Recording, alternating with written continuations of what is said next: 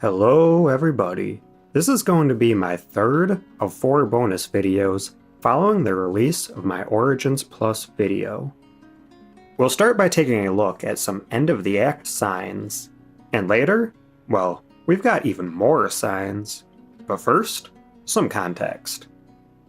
The Sonic series has had a few different ways to signify the end of a level, and of these, the first and probably most popular end goal would be the spinning sign, typically showing Dr. Robotnik on it until the character speeds by, making it their own. These are a neat end gimmick, but I never really paid them much attention, with the exception of Sonic 3's little Keep It Up minigame. That is until Sonic Origins Plus came out, and Amy was added into the 4 classic games. Naturally, she would need a sign now, and I think it does the job fine. But when going into Sonic 3, I noticed that glimmer of pink for her sign while spinning, and noted that you could even see it as other players. And I assumed that a new frame was added for her, or maybe she replaced another character. But when looking closely, I found some intriguing variations with the sign that are interesting to me because it seems like something so inconsequential. So why change it? But before diving in, let's take a look at the very start. So Sonic 1 gives us Eggman as the default state of the sign, looking proud of the mayhem that he's caused. Take note of the yellow background and blue glasses. His shirt is plain red, which goes against his in-game sprite, having the yellow parts on it. So this was updated in the mobile game, which was of course carried over to Origins. Passing the sign gives us the same effect in all versions, with a mess of pixels on the tilt, and eventually, Sonic with a peace sign. Sonic 2 gives us a similar Robotnik sign, but the yellow is there on his shirt, his glasses are now black, and the background is black too, making him look more intimidating. Though interestingly, there is a bit less detail in his mustache. Spinning it to Sonic, he'll give us another peace sign, though in a different pose. And the yellow is more orange now, perhaps to match his new friend. Tails' background is blue, and he's a little less expressive than Sonic is. In the original Sonic 2, if we slow the spinning down a bit, we'll see it cycle between Sonic, Robotnik, and Tails. And it does this for both characters. But in Origins and Sonic 2 Mobile, we'll find that it only spins Robotnik at first, before switching solely to the player character. This effect matches the original Sonic 1, where it's all Eggman before switching to just Sonic.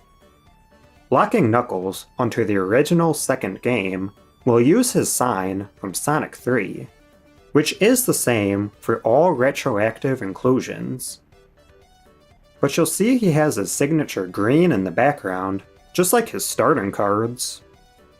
That green is also present when the sign is spinning, showing Tails with it instead of blue. And in Origins Plus, the messy pixels on the tilted sign are changed to pink just for Amy. In Sonic CD, I like how Eggman taunts us through the sign image, and Sonic this time gives us a thumbs up. The spinning sign cycles between Robotnik and the player character in all versions. Moving over to Sonic 3, things get a little more complex. Let me start with Origins. I was under the impression that the sign, when spinning, cycles through every possible character. I mean, that's how it is as Sonic, and it would only make sense it would be the same for everyone. I even originally wrote that into my script, that all the characters can see each other's signs, before rewriting it after taking a closer look. Even with the inclusion of Amy, Sonic will see every character. Robotnik is consistent in all of these, so I won't mention him every time. But in the base Origins, Tails sees himself twice, and Knuckles once. And Knuckles sees himself once, Tails once, then himself once more. Sonic's the same whether Tails follows him or not. So then in Plus, we have Tails and Knuckles with their same sequence, only adding Amy before seeing. As for Amy, she'll see herself twice, Tails and Knuckles once, and Sonic not at all. Plus also adds in that pinkish in-between frame, though the bluish one is still used as well. It is odd to me that they'd omit Sonic from everyone else's signs, but let's look back on the Genesis 3 and Knuckles.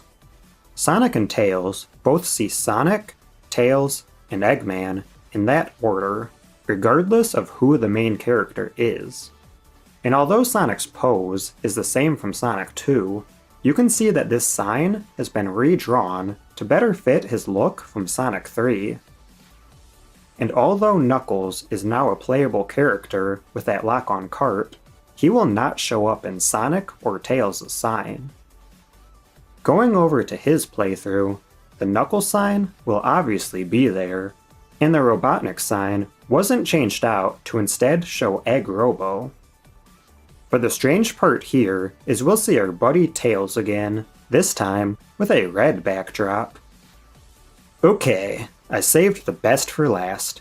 In Sonic 3, without the lock-on, we'll see that the sign is on the wrong layer, spinning behind the trees instead of in front.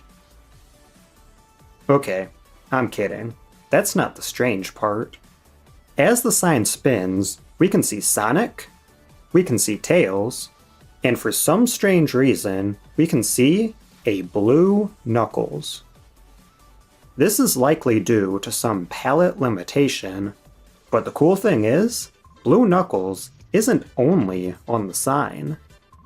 Using a Game Genie or a cheat-enabled emulator, you can actually play as Blue Knuckles in Sonic 3 and Knux. He has Sonic's color, life icon, end sign, and starting locations, Knuckles' abilities, level paths, and bosses, and he even steals Tails' name.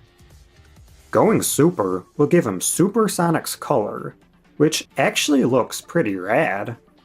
I never really minded the flash our other super characters got, but seeing this golden look in action makes me wish it was official. Okay, I promise there's a reason for this tangent, so we're about to bring it full circle. Coming out of the super form will restore Knuckles to his usual red, which in turn makes our Act Clear sign that of a red Sonic. How cool is that? This also had a weird side effect. We're turned blue once again, but climbing out of the water changes us red again. Here's red Sonic in the life icon, and reloading at a checkpoint makes the echidna blue again. So that about does it for official releases on the Mega Drive, but one more oddity can be found in Sonic 2's Nick Arcade prototype. Finishing the level, we'll have Sonic staring straight back at us, and he looks a bit angry. During the spin, we can see Tails with a worried expression, and I like how he's holding on to the bottom edge of the sign. It's interesting to think that at one point, these were going to be the actual signs used. So now we're done with 16-bit, but that doesn't mean there's no oddities in the 8-bit realm. And since these games were included in Origins Plus, we may as well take a look at them. So the 8-bit games take a different approach with the signs. They still signify the end of an act, but they now will give you certain bonuses depending on which image they are flipped to. Starting off with Sonic 1, the default panel will be a question mark. We can bounce the sign by jumping in place, or send it flying in the air by speeding past it. Spinning it to Robotnik will give you no reward, which is the most common result. And collecting 50 rings, then passing it, will show you an exclamation point, which will bring you to a bonus stage. Funny enough, there's another sign within that bonus stage. The final two rewards aren't as straightforward. In the Master System version, you could guarantee a free life from spinning the Sonic by finishing any act with the appropriate amount of rings. But the requirement was oddly changed for the Game Gear version. Most sources simply state that it's random, but from my experience, that's not exactly true. No matter how many times I reloaded, the results were exactly the same. Though this guide mentioned struggling with a level, so perhaps it's more of a pity reward. Losing 2 lives and finishing the act instantly gave me the ring icon, which adds 10 rings to that level's total. Nice, now we're getting somewhere. So then gaining 1 life, then losing 3, gave me Sonic on the very first try. This gives you an additional life, so I guess the requirements make this more of a safety net. So going into Sonic 2, I was prepared to game the system to gain each reward. The default is still a question mark, though the sprites used for all of the icons are redrawn for each game. Robotnik's mustache is wild in this one, and again, he gives you no reward. I found the ring by finishing without any, so it must be another pity bonus. The Sonic life is again gotten by first losing lives. And finally, a new sign that's apparently very rare, though someone else found out that finishing with 77 rings is a guarantee. This is the Tails sign, which gives you a free continue. Thanks, pal. Sonic Chaos took the longest for me to crack, and it may not be the most thorough results, but I did get them all. The default is Robotnik, just like the 16-bit games. And the Flicky is the one that gives us no reward. I'll remember that next time I'm on Flicky's Island.